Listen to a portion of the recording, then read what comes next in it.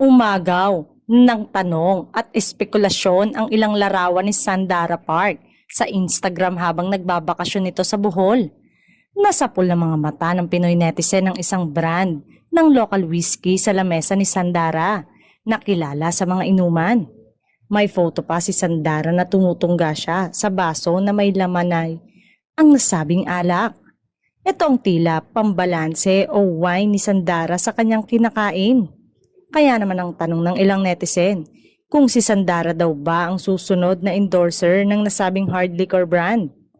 2 beses nakapost sa larawan ng nasabing alak na dahilan para mag-isip ang mga netizen kung paramdam na ba ito ng bagong project ng kanilang idol sa Pilipinas.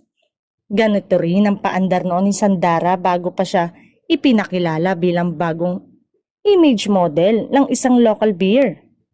Pag nagkataon, maaaring banggain o tapatan ni Sandara ang ibang mga Pinay star gaya ni na Julia Barreto, Julian San Jose bilang mga endorser ng alak kapag magkakatotoo ang tanong ng mga netizen. Pero mukhang hindi maapektuhan ang estado ni Sandara sa nabanggit na endorsement na local brand ng light beer dahil makikitang bit-bit ng Korean star ang bote nito habang naglalakad. Samantala, love talaga ni Sandara ang Pinas. Lagi nitong binibisita ang mga beach resort sa bansa para magbakasyon. Sa halip na gumala ito sa ibang Asian countries at mag-island tripping, mas pinipili pa rin ang mga probinsya at isla natin.